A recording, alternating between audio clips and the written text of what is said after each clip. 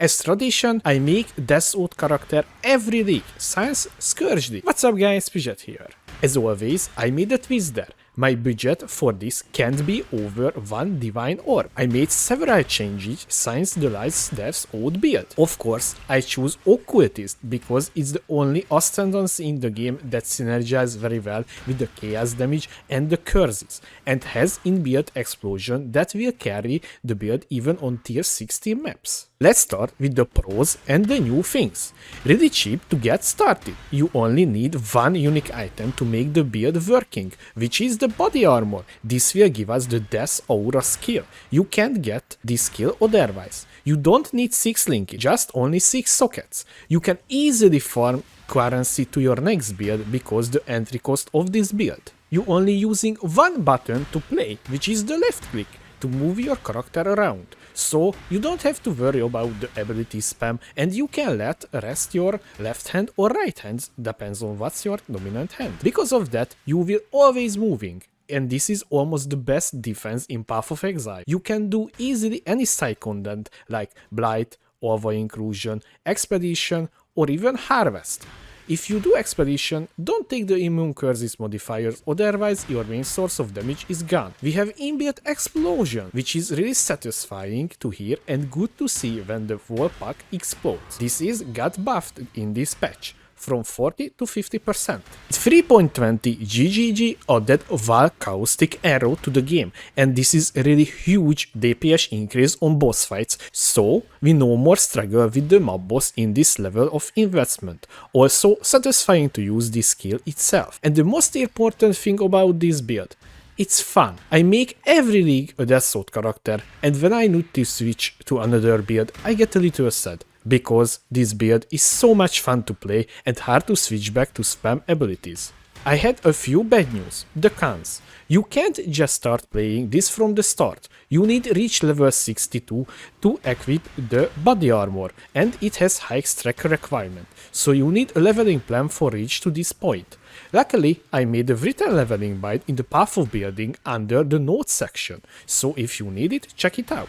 This is not a boss killer character, so if you want to kill uber bosses or even regular endgame content, this is not for you. This is only a mapper character. You can kill the mob boss, but if you choose a harder mob, you will struggle with the boss. For mob bosses, we need to use a secondary ability to kill the boss. Your defenses is limited, so you can't face tank anything. You need to move all the time, otherwise you will die sooner than later. And if you choose a hard mob with hard mods on them, you will die no matter what. It could be a struggle, so be careful what map you run.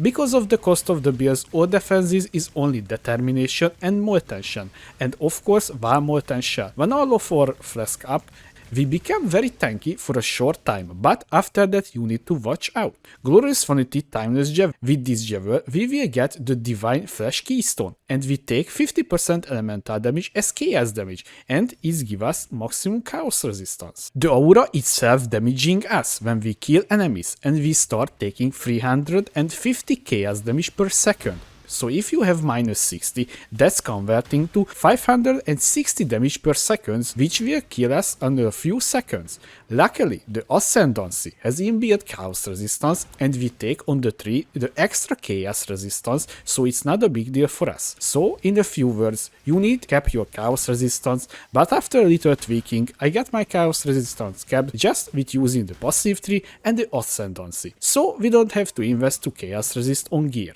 Maybe a hardest part with this build, you need off colors for the chest piece, because it's a strength based item, so you will see mostly red sockets. But don't worry, I will tell you how to off color your chest or any item later in the video. I would like if you hit the like button like the shaper hitting the elder, so it can start spread to more people. Thank you! I just want to highlight a few items you need in the build. The most important piece of gear is the Death Oath unique body armor. This is our core of the build. The good thing about this, you don't need to link this chest. Just put the super gems and you good to go. You need 2 blue, 2 green and 2 red socket to able socket your best super gems. You need to use the crafting bench trick to get your off color. First start with 2 off color, then use 3 socket and hope you hit green, then proceed, go to 4 socket. If you not hit another green, just go back to 3 socket and do again till you get it. When you hit 2 blue and 2 green, you almost done. Now just press 5 sockets and 6 and you done. Sadly, there is a little chance you will also hit another off color, so you need to go back to 4 or 5 socket till you get the rest. In presence, unique amulet with Despair has no mana reservation if cast as an aura, so you can fit more auras in the build. We anointing Bonner Mon on this. Because we using Chaotic Arrow as our second source of damage, we need to use a 6-link bow.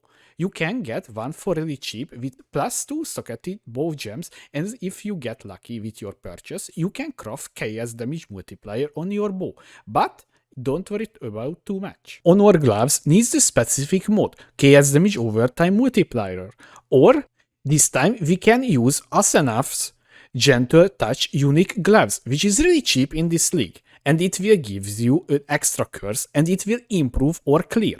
It's really satisfying to see these gloves in action, so if you didn't use the gloves before, try it out and see if it fits your taste or not. We can use Despair has increased curse effect enchantment. I just bought the base and I used one single essence of greed for the life roll. The rest is just a few rare items with life and attributes for our chess piece. We're using a single unique jewel in our tree, namely Glorious Vanity Timeless Jewel, and it needs to be this line, sacrificed in the name of Sigukwa.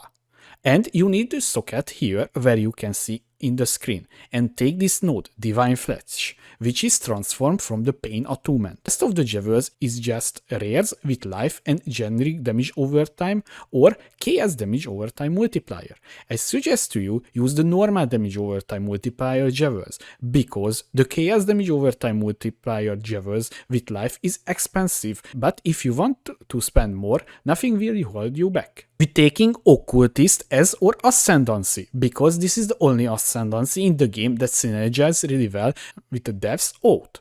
The notables in order are the following. In your first lab, you take Void Beacon. Really good node early in the leveling process. It will increase our damage, and since 3.18, most of the enemy monsters have high life regen.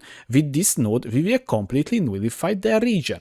Second lab, we take Withering Presence. This will give us huge amount chaos resistance, and we will increase the chaos damage the enemy take if you standing nearby. Third lab, you take Profane Bloom. This is our clear, or enemies will explode when they die. When you complete your Uber lab, take Unholy Authority. You can now apply curse on hexproof enemies. Gem Engineering, starting with our body armor, concentrated effect, efficacy, void manipulation, swift application, life tap, and less duration. In our gloves or curse setup, Despair with increased aura effect, arrogance, and blasphemy support. In our weapon or secondary source of damage, Chaotic Arrow, efficacy, concentrated effect, void manipulation, vicious projectiles, and swift application. In our helmet or aura setup, determination, malevolence, summon skitterbots, and defiance banner. In our boots or movement skill, dash with life tap, or defensive setup, cast damage taken with molten shell and life tap. I hope you enjoyed this video about Death's Oath Occultist. If you have any question, please let me know in the comment section. Thanks for watching, I was Bridget, and see you next time, guys.